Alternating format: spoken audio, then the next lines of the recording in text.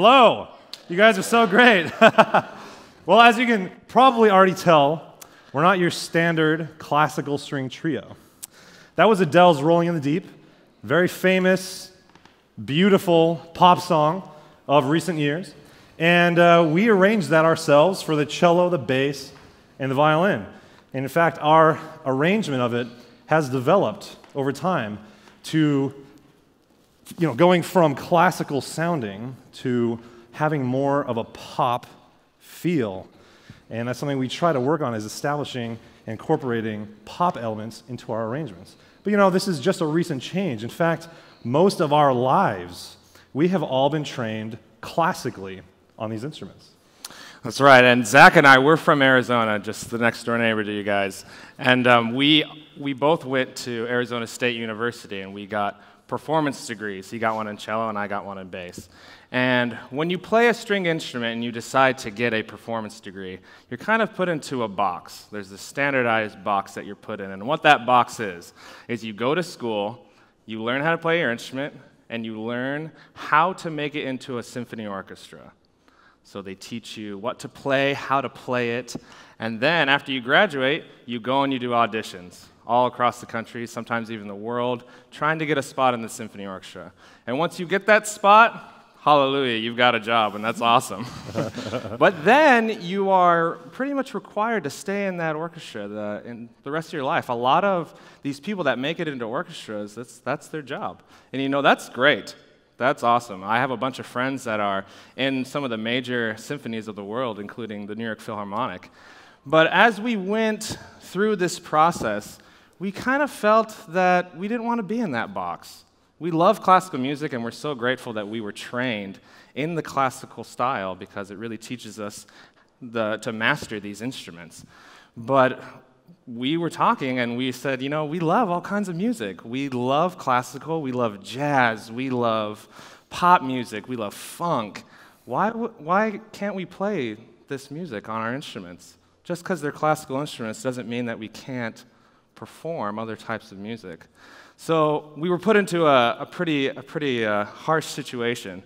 It was either we, go with the norm and stay on this pathway that led to a symphony orchestra, or we could, bury our passions of wanting to play different kinds of music.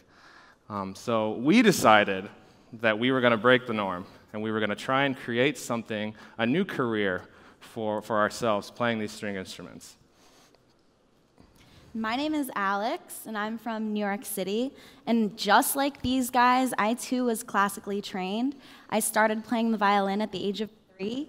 And I was fortunate enough with an incredibly supportive family to study at music conservatories such as Juilliard Pre-College, the Yale School of Music, Vanderbilt University, and the Manhattan School of Music. All of this training was classical. And this classical training was very necessary. This classical foundation was necessary to be the musicians that we are today. But I wanted to play pop music for a living. I loved listening to artists such as Britney Spears, Mariah Carey, and the Backstreet Boys. Yeah. And I even dreamed about performing on stage with them one day. In recent years, I've actually been living that dream, performing as a background violinist in New York City for great artists such as Jay-Z, Alicia Keys, Justin Timberlake, Pharrell, and many more. It's incredible working with these talented artists playing background music. However, keyword, background. Strings today in mainstream music are used to set a tone, a mood, and play a supporting role. Until I met Nick and Zach, it had never crossed my mind that a group purely made of strings could headline a rock show. I was deeply, deeply influenced by their creativity, talent, and passion in bringing strings to the forefront of the pop industry. Thank you, Alex. Alex, yeah, thanks a lot. I mean, what a compliment, really. Yeah. Thank you. No big deal. Oh, we are just so happy to have Alex with us. She actually joined the group just this past October. Isn't she amazing? Give it up for Alex. Thank you.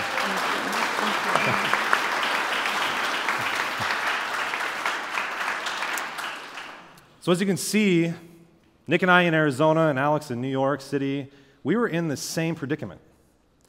We were kind of herded into a pathway that is a great pathway, but it kind of wasn't for us. We didn't feel that we fit into a symphony orchestra. We had a lot of ambition and passion to create other things and to play other kinds of music. And Alex was living her dream that she had when she was younger.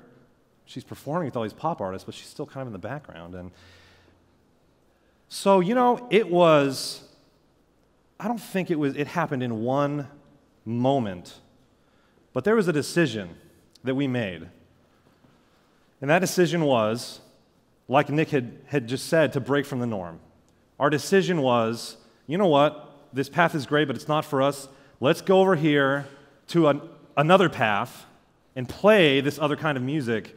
And as we looked around, we realized that there wasn't hardly anything out there teaching the way to do this. There isn't a degree program, at least from where we were. There's a couple in the whole United States, but there's essentially nothing out there that teaches classical instruments how to become a pop band.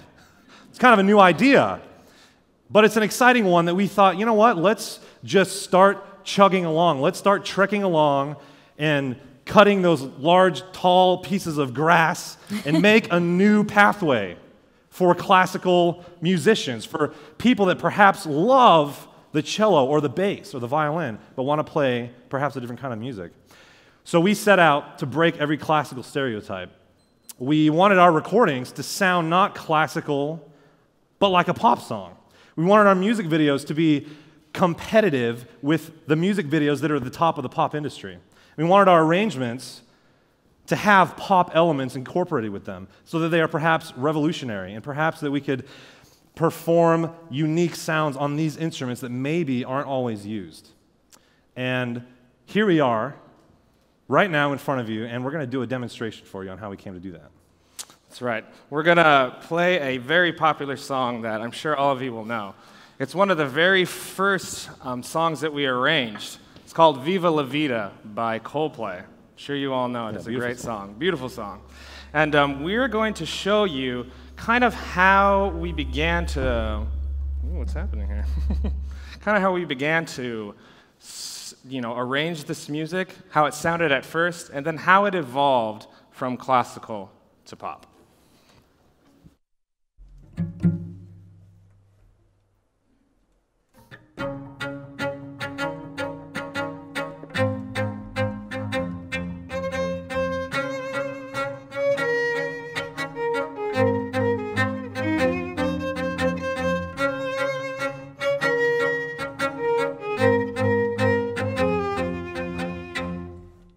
Well, it sounds nice. You recognize the song? Yeah. So you can hear the song, you have that little motif going on, you hear the melody. It sounds pleasant. There's nothing wrong with it. But we wanted something more edgy, so we thought to ourselves, I think it's kind of missing something. And maybe we would say something like this in rehearsal. What do you think it's missing, Nick? Well, I mean, it sounds nice, you're right. It's not that it doesn't have that edge. I think something that pop stars and pop bands have, they have that drum set, right? Yeah, drums. So we're missing drums, we're missing that backbeat. So do we get a drummer? I mean, we can, but I guess, maybe. we can. I really want to do it on strings. Let's see if we can. Let's try to keep to these instruments, See if we can make a sound. I mean, I could try hitting it. You're gonna... I'll put my bow down and I can, we can... You're sounds gonna pretty hit your good. bass? Yeah, let's try it. Is it gonna break? Maybe. I guess we'll take that risk. Let's see. All right, well, see what you can do. Let's try it again, and we'll add drums this time. 3.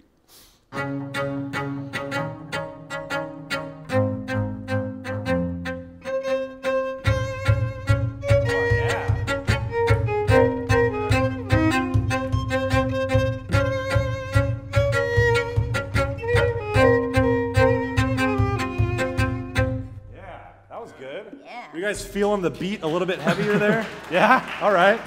All right. I still feel like it's still missing a few things. Yeah, I think so What too. about on that low end? What about those bass notes? Yeah, it's kind of hard to play the bass notes and do this, do the drums at the same time. Yeah, you wouldn't be able to. I think maybe, can you cover it maybe? Play a little lower? Yeah, I mean, I'm only playing one note, so I guess I could try to do some of the low notes. Yeah. Kind of be like a bass.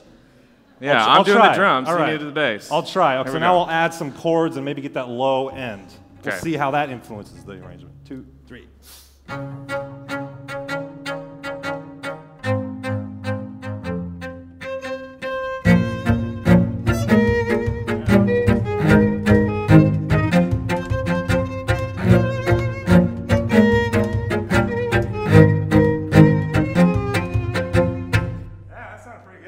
Yeah, I like that. Do you guys feel the difference there on that? You hear that low end better? Less some chords there? Yeah. We love harmony, right? We got to have some harmony, so maybe that added something good. I think that was good. Yeah. There's still something missing, like a few things missing. It's still a little nice. At the core of it. Maybe you're kind of playing it a little still too classical. Yeah, put a little edge into the sound. So I'll put a little more attitude, a little more grunge. Attitude, Yeah, how about I add some improv on that too? You want to improvise? Yeah. Sweet. Okay, maybe that's the finishing polish it needs. Let's try it one more time. Let's try it again. 2, 3.